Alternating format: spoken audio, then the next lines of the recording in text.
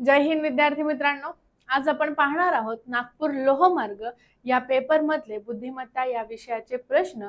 करूयात आपण सुरुवात आपल्या आजच्या पहिल्या प्रश्नाला. पहिला प्रश्न दिसत आहे आपल्या संख्या मालिका टॉपिकचा.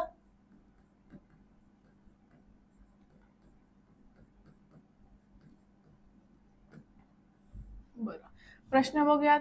10, 11, 15, 24, 40. प्रश्नचिन्ह.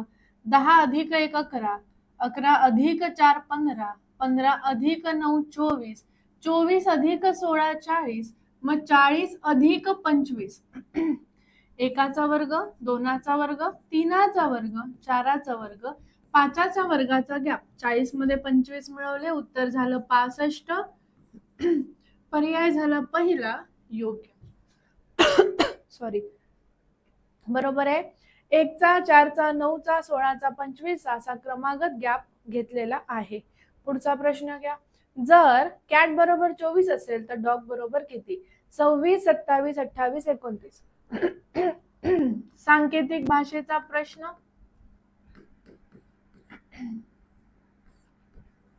बघा, कॅट CAT.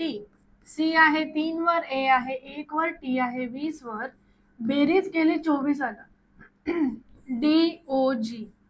D आहे 4 वर, O आहे 15 वर, G आहे 7 वर, उत्तर आलं 26. सगळ्यांच्या स्थानांची बेरीज केली आहे.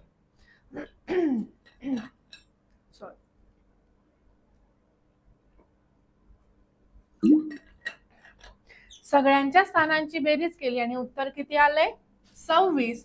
पर्याय पहिला योग्य. पुढचा प्रश्न. 1 वर्ष आणि 7 महिने म्हणजे किती वर्ष? 1.50 वर्ष, 1.58 वर्ष, 1.60 वर्ष, 1.70 वर्ष. दिनदर्शिकाचा प्रश्न.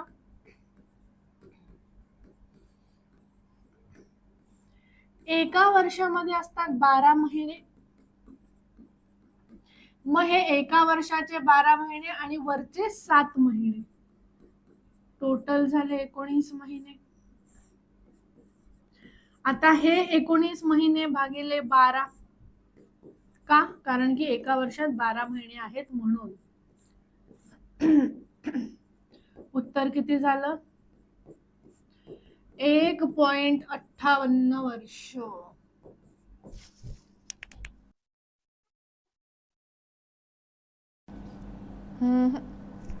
पर्याय क्रमांक दुसरा योग्य झाला. काय केलं? 1 वर्षामध्ये 12 महिने आहेत, वरचे ते 7 महिने, 12 आणि 7 9 महिने, 12 आणि 7 19 महिने, 19ला 12 ने भागलं, उत्तर आलं 1.58 वर्ष. पर्याय आला दुसरा योग्य. पुढचा प्रश्नाकडे चला. जर प्लेन बरोबर 2 5 4 1 3, पॅनल बरोबर 2 4 1 3 5, तर नेपाळ बरोबर किती? सांकेतिक भाषेचा पुढचा प्रश्न हा. जर PLANE प्लेन साठी दिले 2 5 4 1 3, पॅनल PANEL साठी दिले 2 4 1 3 5. आपल्याला विचारलं आहे नेपाळ या शब्दासाठी. N साठी आहे 1, E साठी आहे 3, P साठी आहे 2, A साठी आहे 4 आणि L साठी आहे 5. उत्तर किती झालं? 13,245 किंवा 1 3 2 4 5 चा पर्याय क्रमांक पहिला योग्य झाला. 1 3 2 4 5. पुढच्या प्रश्नाकडे चला. प्रश्नचिन्हाच्या जागी योग्य अंक शोधा. आता पुन्हा हा कुठला प्रश्न झाला? आपला संख्या मालिका या टॉपिकचा. 1 3 9 27 81. प्रश्नचिन्ह. 1 गुणिले 3 3, 3 त्रिक 9, 9 त्रिक 27, 27 त्रिक 81 आणि 81 त्रिक होतात 243. मग प्रश्नचिन्हाच्या जागी काय आलं? 243. हा आहे 3 ची पट. त्यानंतरचा पुढचा प्रश्न घ्या. खालीलपैकी गटात न बसणारं शहर ओळखा. वर्गीकरणाचा आहे प्रश्न. गांधीनगर, जामनगर, भावनगर, श्रीनगर. गांधीनगर, जामनगर, भावनगर हे सगळे कुठे आहेत? गुजरातमध्ये आहेत, पण श्रीनगर हे वेगळं, त्यामुळे विसंगत झालं पर्याय क्रमांक चौथा. पुढचा प्रश्न, 2 घड्याळांपैकी पहिलं घड्याळ दर तासाला 15 सेकंद मागे पडतं आणि दुसरं घड्याळ दर तासाला 9 सेकंद पुढे जातं. सकाळी 10 वाजता दोन्ही घड्याळं बरोबर लावली तर त्या दिवशी रात्री 6 वाजता त्या दोन्ही घड्याळातील वेळेत कितीचा फरक असेल? 3 मिनिटं 12 सेकंद, 2 मिनिटं 24 सेकंद, 3 मिनिटं 56 सेकंद, यापैकी नाही. 2 घड्याळ आहेत. घड्याळ टॉपिक आहे. पहिलं घड्याळ 15 सेकंद मागे जात आहे, दुसरं घड्याळ 9 सेकंद पुढे. एक मागे एक पुढे जात असेल, दोघांची बेरीज करायची. 15 आणि 9 झाले 24 सेकंदाचा गॅप. एका तासाला 24 सेकंदाचा गॅप झाला आहे. ठीक आहे. तर बघा, सकाळी 10 वाजल्यापासून ते त्याच दिवशी रात्री 6 वाजेपर्यंत किती तास झाले रे?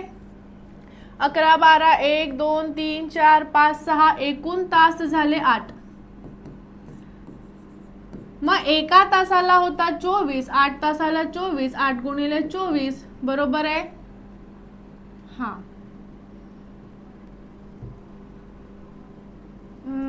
हा 192 सेकंद. आता 192 सेकंदाची फोड करायची कशी? 180 सेकंद आणि वरचे 12 सेकंद. आता 180 सेकंद म्हणजे किती? 3 मिनिटं.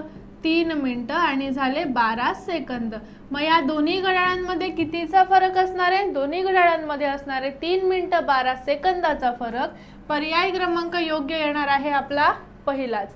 पहिलं घड्याळ 15 सेकंदने मागे, दुसरं 9 सेकंदने पुढे, एक मागे एक पुढे जात असतं, तेव्हा त्यांची बेरीज करायची. एका तासाला 24 सेकंदाचा गॅप झाला. मग सकाळी 10 ते रात्री 8, टोटल 8 तास झाले. मग एका तासाला 24 म्हणून 8 तासाला 192 सेकंद. फोड केली 180 आणि 12, उत्तर झालं 3 मिनिटं 12 सेकंदाचा गॅप. पुढचा प्रश्न, शरद मीराला म्हणतो. नातेसंबंधाचा प्रश्न. शरद मीराला म्हणतो, माझी आई म्हणजे शरदची आई, माझी आई, तुझ्या म्हणजे मीराच्या, तुझ्या वडिलांची बहीण आहे. माझी आई तुझ्या वडिलांची बहीण आहे. तर मीराची आई शरदची कोण? आपली आत्या. आपल्या आईचा भाऊ म्हणजे आपला मामा, आणि आपल्या मामाची बायको आपली झाली मामी. म्हणजे मीराची आई शरदची कोण झाली? मामी झाली. आणि म्हणून उत्तर काय आलं? पर्याय क्रमांक 3 योग्य झाला. पुढचा प्रश्न घ्या 9वा. गुढीपाडवा चैत्र, मकर संक्रांत प्रश्नचिन्ह, मार्गशीर्ष पौष माघ फाल्गुन. समान संबंध.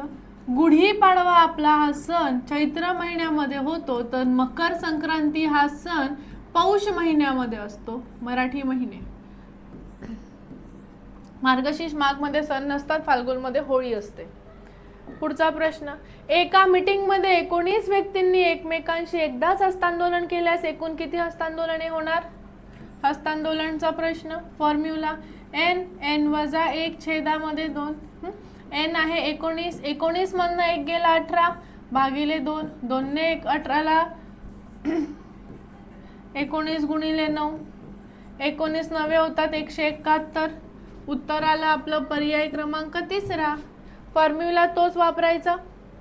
पुढचा प्रश्न, मालिका पूर्ण करा. एक लयबद्ध मालिका त्यांनी दिली आहे आपल्याला.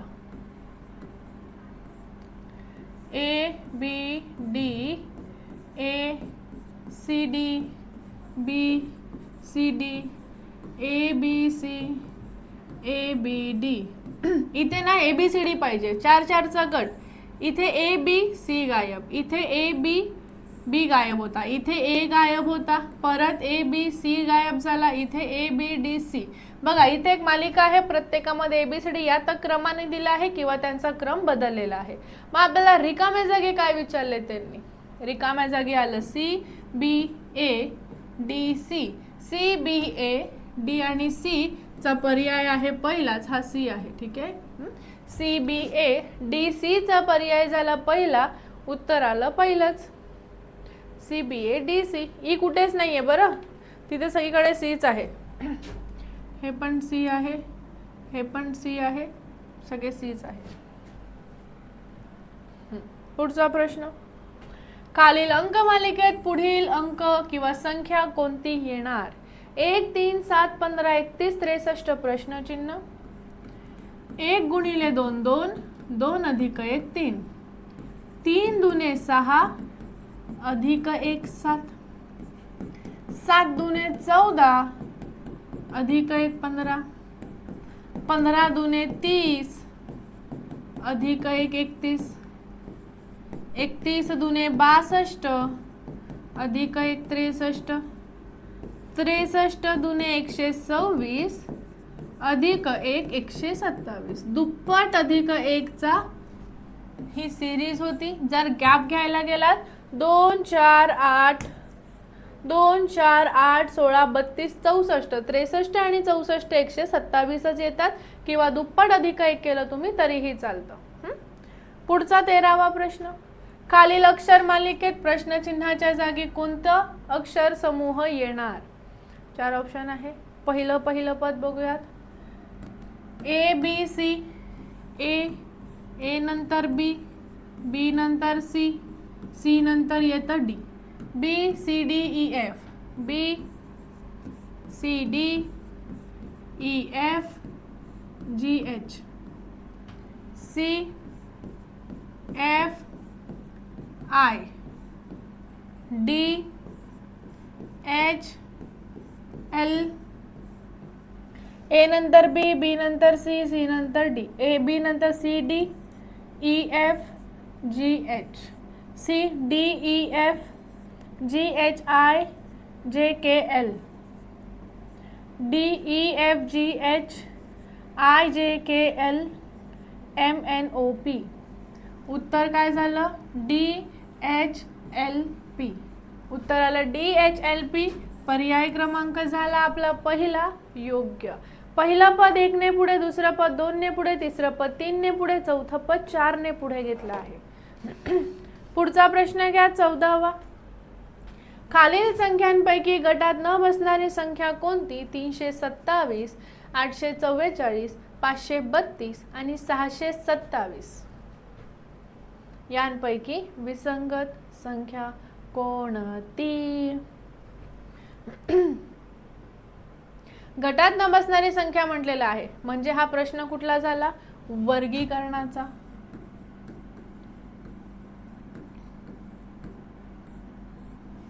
आता जर ह्यांची आपण बेरीज करून बघूयात. 3 4 5 6 7 8 बरोबर आहे. 7 3 10 आणि 2 12, 8 8 8 16, 5 6 7 8 आणि 1 9, 6 7 8 आणि 8 आणि 7 होतात 15. मग आता यांची बेरीज करून काय होतंय का? बेरीज करून काय फायदा नाही. मग आता पुढे यांच्यामध्ये गुणाकार करून बघूयात. गुणाकाराने तर तसं बसत नाही. बाकी मग याने भाग जातो, त्याने भाग जातो, ह्याच प्रकारे येतं.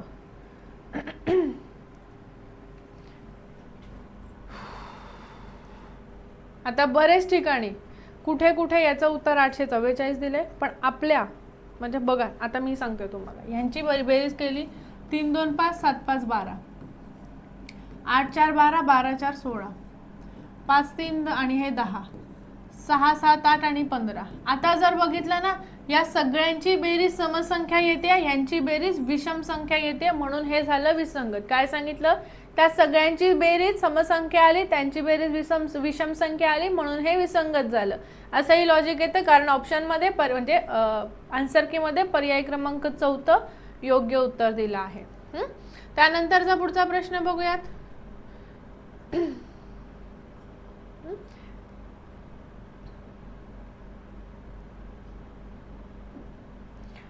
त्याच्यानंतरचा पुढचा तुलनाचा प्रश्न. राम भरत पेक्षा मोठा आहे. राम मोठा आहे भरत पेक्षा. लक्ष्मण अर्जुन पेक्षा मोठा आहे. लक्ष्मण अर्जुन पेक्षा मोठा पण राम पेक्षा लहान. लक्ष्मण राम पेक्षा लहान. तर सर्वात मोठं कोण आहे? सर्वात मोठा आहे राम, म्हणून पर्याय क्रमांक आला पहिला योग्य. पुढच्या प्रश्नाकडे चला.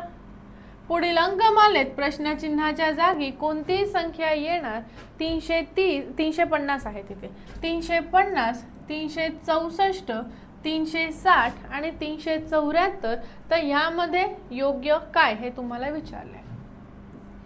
1 चा घन अधिक 1, 2 चा घन अधिक 2, 3 चा घन अधिक 3, 4 चा घन अधिक 4, 5 चा घन अधिक 5, 6 चा घन अधिक 6.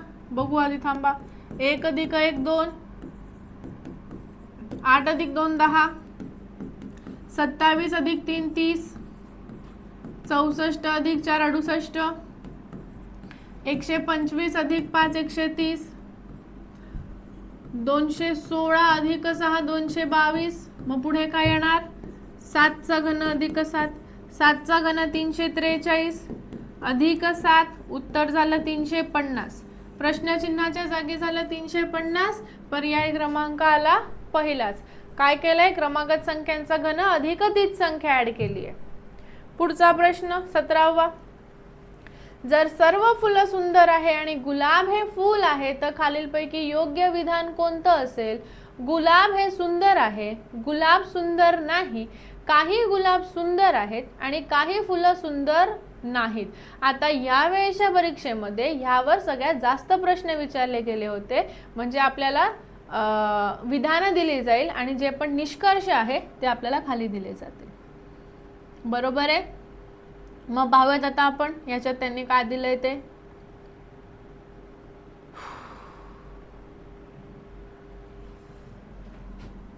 सर्व फुले सुंदर आहे आणि गुलाब हे फूल आहे. याचा अर्थ सर्व गुलाब फूल झालं. मग गुलाब सुंदर झालं का? हो. गुलाब सुंदर नाही, चुकीचं. काही गुलाब सुंदर आहे? नाही, सर्व असणार. काही फुलं सुंदर नाही, बिलकुल सर्व फुलं सुंदर म्हटलेत. मग काहीचा संबंधच येत नाही. म्हणून उत्तर काय येत आहे? पर्याय पहिला गुलाब सुंदर आहे. पर्याय पहिला योग्य झाला, गुलाब सुंदर आहे. त्यानंतरच्या पुढच्या प्रश्नाकडे चला. विधानांचा प्रश्न होता. 42 मुलांमध्ये राहुलचं स्थान पाठीमागून 18व्या क्रमांकावर आहे तर राहुलचं पुढून स्थान कोणतं असेल? रांगेतील स्थानचा प्रश्न.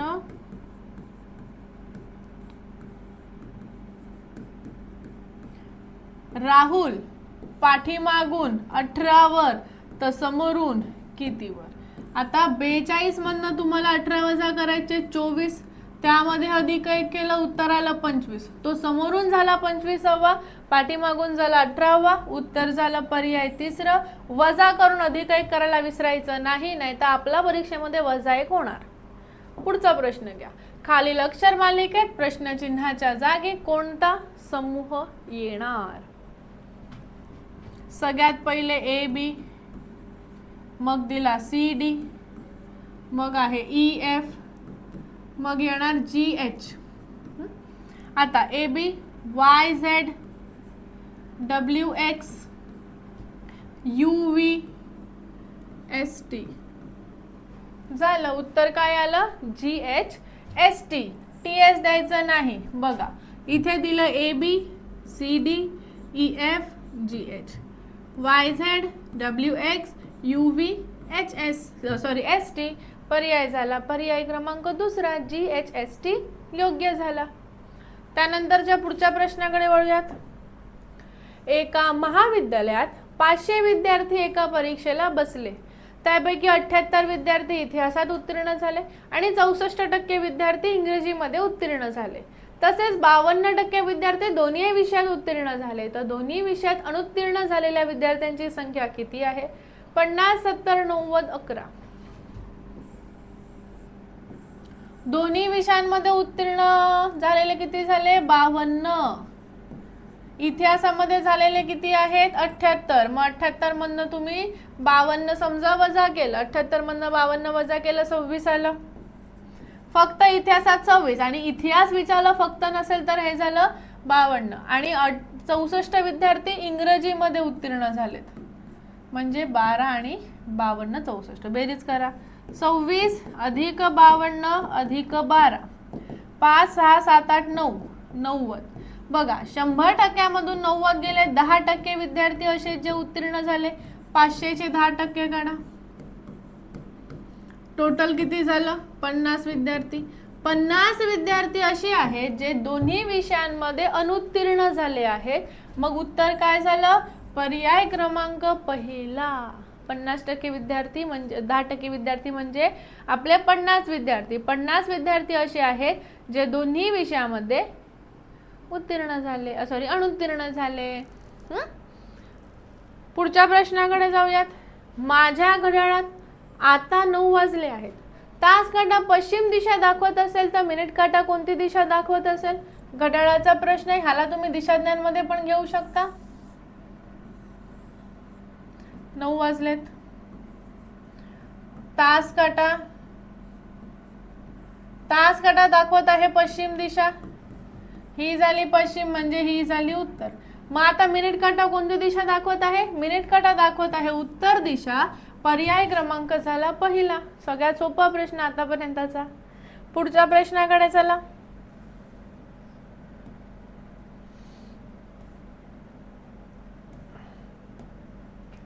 एका मार्गात 3 चौक आहेत. प्रत्येक चौकातील सिग्नल अनुक्रमे 84 सेकंद, 126 सेकंद आणि 210 सेकंदाने बदलतात. तर ते तिन्ही सिग्नल बरोबर 8:20 एकत्र बदलले तर ते पुन्हा एकत्र कधी बदलतील? ऑप्शन आहे 8:41, 8:39, 8:42, 30 सेकंद, 8:37 आणि 30 सेकंद. बघा 84 सेकंद, 126 सेकंद आणि 210 सेकंद यांचा जर तुम्ही प्रॉपर लसावी काढला तर लसावी काढायला तुम्हाला येतंय उत्तर किती येतं? 1260 येतं. आता 1260 ला आपण जेव्हा 60 ने भागतो, 0 समजा गेले, 6 दूने 12, 21 मिनिट. 21 मिनिटांनी त्या घंटा परत एकत्र वाजणार. 21 मिनिटं 8:20 मिनिटांमध्ये 21 मिनिटं ऍड केलं, आपलं उत्तर किती झालं? 8:41 मिनिटांनी त्या पुन्हा एकत्र बदलतील. उत्तराला 8:41 मिनिटं. पर्याय क्रमांक झाला आपला पहिला योग्य. लसावी लक्षात ठेवायचा, फक्त लसावी काढायचा. याच्यामध्ये लसावी काढायला तुम्हाला सगळ्यांना माहिती आहे कशा पद्धतीने लसावी काढायचा तो. मग त्याच्यामध्ये अडचण होता कामा नये.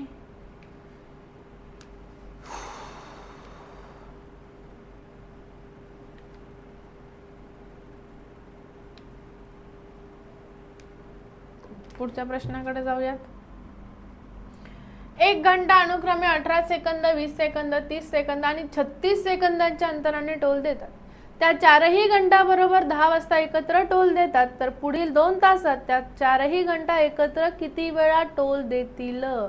परत यांचा लसावी काढावा लागेल. इथे सांगून देते हवं तर 18, 20, 30, 36.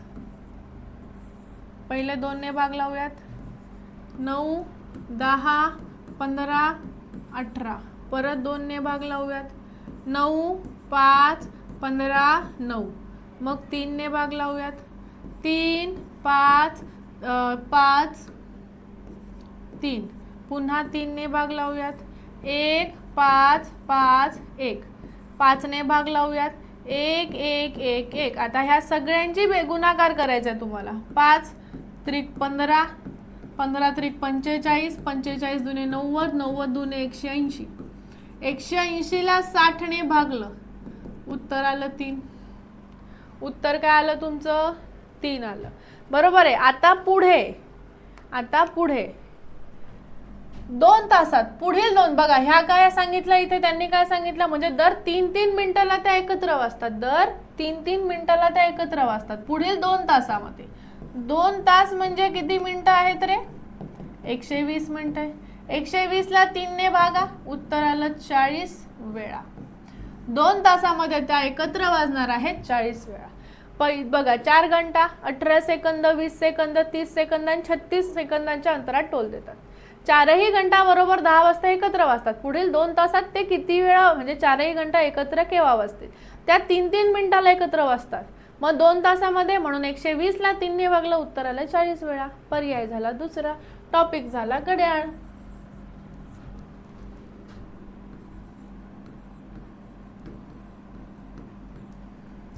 पुढचा प्रश्न पाहूयात.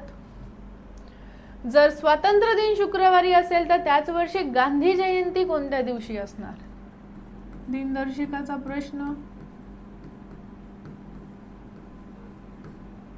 स्वातंत्र्य दिन 15 ऑगस्ट. 15 ऑगस्टला आहे शुक्रवार. गांधी जयंती म्हणजे 2 ऑक्टोबर. 2 ऑक्टोबरचा वार काय? ऑगस्टचा महिना आपला 31 दिवसांचा आहे. त्यातून 15 दिवस गेले म्हणून 16 दिवस उरले, त्याला 7 ने भागलं, बाकी 2 आले. सप्टेंबरचा महिना आपला 30 दिवसांचा आहे, त्याला 7 ने भागलं, बाकी 2 आले. आणि ऑक्टोबर महिन्याचे फक्त पहिले 2च दिवस दिले आहेत.